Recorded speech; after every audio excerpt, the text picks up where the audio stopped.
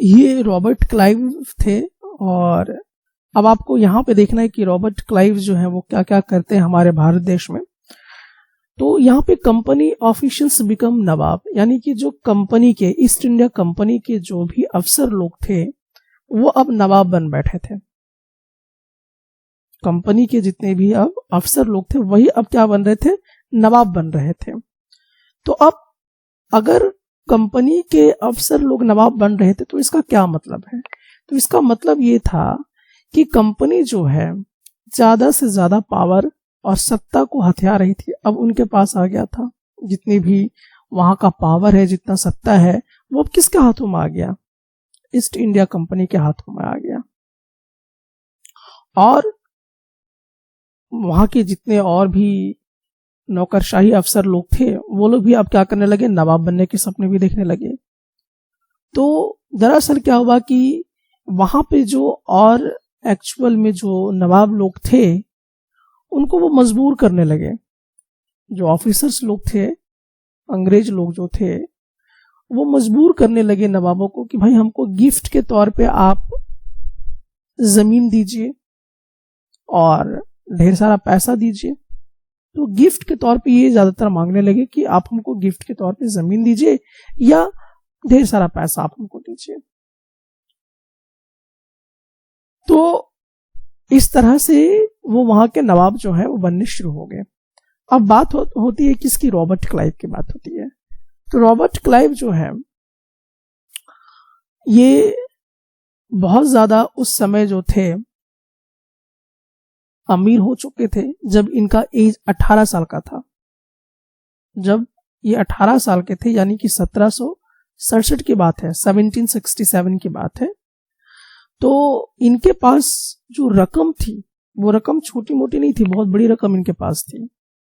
4,01,102 pound जो है, इतना पैसा रॉबर्ट क्लाइव के पास था। और जब इनको बंगाल का वहां पे गवर्नर चूज किया गया था, तो रॉबर्ट क्लाइव जो थे ये आपके बंगाल के गवर्नर थे और रॉबर्ट क्लाइव ही आपके पहले गवर्नर बने। तो इनके पास इतनी संपत्ति आ गई थी। और फिर जब दोबारा, यानी कि हम बात करें 1764 में, ये था क्या, 1743 की बात है। अब बात आती है 1764 की। तो फिर से इनको अपॉइंट किया जाता है गवर्नर के तौर पर, और इस बार इनको कंपनी भेजती है कि देखिए कि क्या क्या वहां पे करप्शन हुए हैं। तो ये बड़ा हैरत की विषय था कि करप्शन करने वाले तो यही थे और इन्हीं को ये काम सौंपा गया कि आखिरकार इतना करप्शन क्यों हो रहा है, इसको आप थोड़ा सा क्रॉस एग्जामिन करें। तो एक्चुअली में रॉबर्ट क्लाइव के ऊपर ही क्या हुआ, भ्रष्टाचार के आरोप लगे। और जब भ्रष्टाचार के आरोप लगे तो कोर्ट में गए तो यहां पर इनके ऊपर जो भी करप्शन के चार्ज लगे थे वो साबित नहीं हो पाया, यानी ये बरी हो गए वहां से।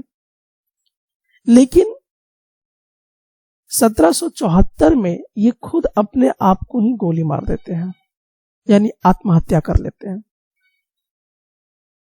और रॉबर्ट क्लाइव इस तरह से दुनिया से हट जाते हैं। तो आपने देखा कि जो नवाब लोग हैं, किस प्रकार से जो भारत के नवाब थे उनको हटाया गया और खुद अंग्रेज के जो अफसर लोग थे वही नवाब बन बैठे। और वो बहुत सारे रिसोर्सेस का मनमानी यूज तो कर ही रहे थे, साथ ही साथ बहुत सारा धन दौलत भी यहां से इकट्ठा करना शुरू कर दिए।